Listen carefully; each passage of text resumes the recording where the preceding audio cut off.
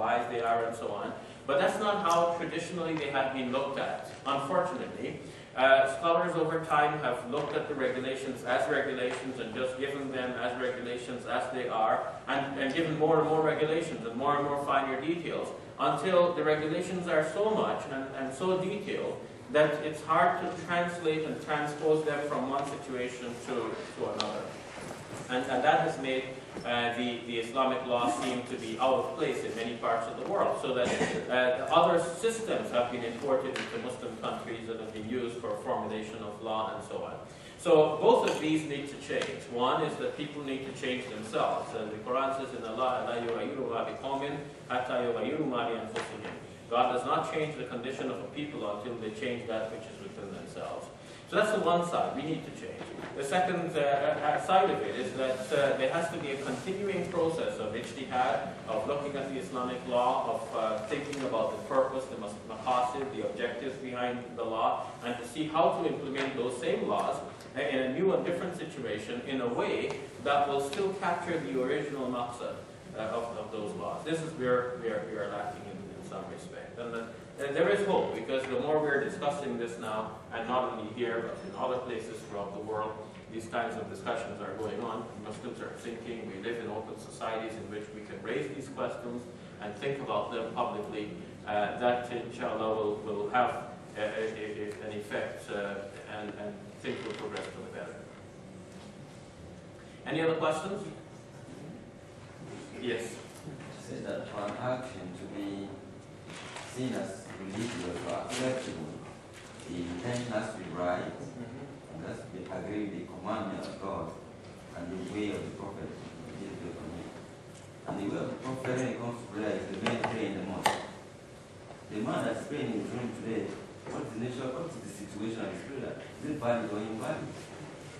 Okay. Yeah. So in consonance with the way of the Prophet, peace be upon him, the Prophet, peace be upon him, prayed in the mosque. So what about the prayer of the person in his house? Is that valid or invalid? Men specifically. We should clarify that we've already spoken about the range of actions, right? Like on the one hand, an action may be fard or absolutely required. On the other hand, it could be haram or absolutely prohibited. In between, there is something that's mubah. It's indifferent. It's permissible because it's indifferent. Anything that the Islamic rulings do not rule on. There's nothing is said about it in the Quran and the Sunnah. It's in the realm of mubah. And by definition, aslu ashya al-ibah. The basic presupposition regarding things is that they are permissible, unless there is a proof showing that they're not permissible. So you should have a solid proof from the Quran or the Sunnah. So between permissible and fard, there is sunnah. Okay? So something is sunnah, meaning that it's in the way of the Prophet, peace be upon him. And in the sunnah, there is a sunnah mu'akkada and there is a ghayr mu'akkada. There's the emphasized sunnah and then there's a sunnah that's not emphasized. Now, when the Prophet, peace be upon him, prayed in the mosque, naturally he prayed in the mosque because he was the community leader. And his house was adjoined to the mosque. But you can envision that somebody lives far away from the mosque. Even he is encouraged to attend the mosque. But he might live without earshot of the adhan, in which case he's not obligated to attend the mosque for the prayer. If one hears the call, he's within earshot of the adhan, then he should come to the mosque for the prayer. But even if he prays elsewhere, his prayer will still be valid, as far as I understand. But it's just that he's losing the reward for coming to the congregational prayer, and to a certain extent he might even be committing sin by avoiding or ignoring the call of the adhan. More to the point, some of the scholars say that if you are in a mosque where the adhan was called, you cannot leave unless you're leaving to go and offer the prayer in a jama'ah somewhere else. You should stay and offer the prayer right there. So there is a strictness, but also there is a permission. And one has to be able to balance to know that for some people it is a strict regulation. They must pray in the mosque because they're within the earshot there. And some others can pray at home, especially if they're far away. The Islamic regulations regarding this is really practical. Somebody may be at work, maybe at school, and they can form a jama'ah where they are.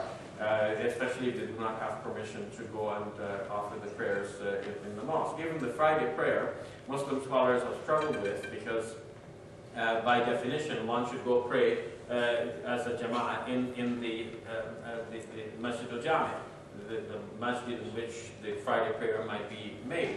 But we know that in many of our present situations, you might be at school and not have enough time to go to the mosque and come back. So I know you have your prayer facility here at the university, which is unique, but often the university might have a small prayer room and the mosque is really elsewhere.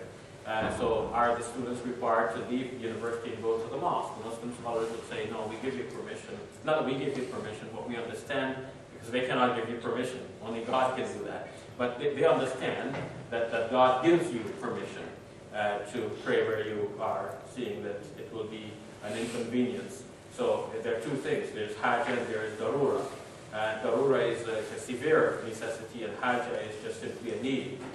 So all of the requirements get removed due to darura. But some of the requirements also get lifted due to haja or need. And so one has to assess the situation that we're looking at. Any other questions? Yes, sir. It's on jihad that you mentioned that it is the authority, it is the authority of the head of the state whether we call for jihad or not. We see that we have different nationalities, different countries, and head of the states are from different backgrounds. They are practicing Muslims or not. And we have seen in the past that in Iraq-Iran war that one was saying that it is jihad to fight the other country, and the other one saying it is not against the other country. So if it is at the head of the state, is it not contradicting to the concept of Sunnah? Which part would be contradicting to the concept of Sunnah? If it is based on the countries. Like if I see. Because the countries are a new phenomenon. Yeah. Okay. Well, yeah, the division of the land along nationalistic lines, carving out the geography, carving out the map like that, it is something new. But again, we should try to understand what is the purpose behind the way things are left by the Prophet, peace be upon him. There are certain things which he could not control. He just simply had to accept them as a matter of fact, given the state of affairs at the time. We